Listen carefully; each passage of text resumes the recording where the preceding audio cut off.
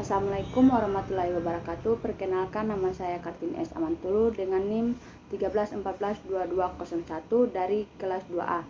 Di sini saya akan menjelaskan PPT saya, yaitu menganalisis proses penarikan dan seleksi SDM. Baik, materi pertama yaitu apa itu penarikan atau rekrutmen. Menurut Agus Suyanto 2008, rekrutmen adalah kegiatan identifikasi dan membuat calon pekerja tertarik untuk mengisi pekerjaan, baik yang tersedia sekarang maupun yang akan datang. Rekrutmen bisa mengarahkan tenaga dari dalam perusahaan sendiri dan tenaga dari luar. Untuk menggunakan tenaga intern dan kapan kita harus mengambil tenaga dari luar, perlu diteliti kebaikan dan kekurangan. Lalu di sini ada proses perekrutan dan penarikan SDM. Menurut Agus Suyanto 2008 membuat cara perekrutan dan sumbernya sebagai berikut. Pertama, merekrut orang dari dalam atau disebut internal. Beberapa ketentuan memang menghendaki calon pegawai atau karyawan diambil dari dalam organisasi sendiri. Rekrutmen dari dalam ada beberapa keuntungan, yaitu pegawai yang bersangkutan sudah dikenal oleh orang dalam tersebut, dan biaya rekrutmen juga lebih murah dibandingkan merekrut dari luar organisasi, memberikan motivasi kuat apabila dilakukan promosi. Lalu ada kedua, merekrut dari sumber eksternal. Adanya kasus intrabidding atau penurunan idealisme karena rekrutmen dari dalam dapat diatasi dengan merekrut orang dari luar. Masuk ke pembahasan 3, yaitu apa itu seleksi SDM.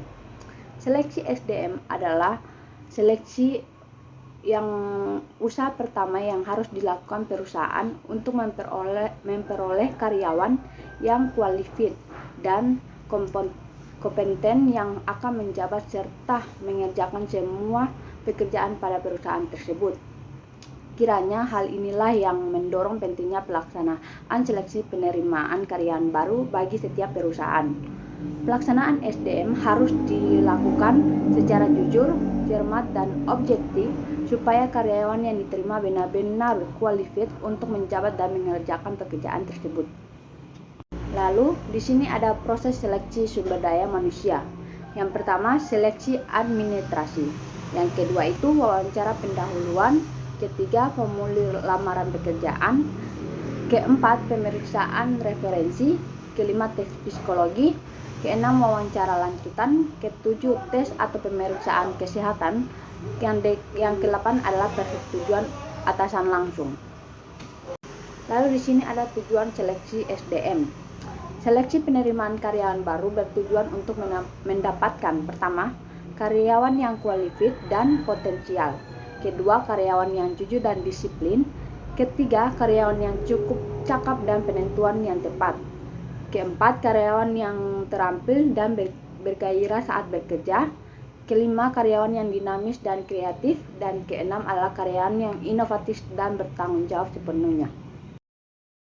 Baik, itulah materi yang saya sampaikan tadi. Bila ada kekurangan dan kesalahan, dimohon dimaafkan. Wabillahi taufiq wal hidayah. Wassalamualaikum warahmatullahi wabarakatuh.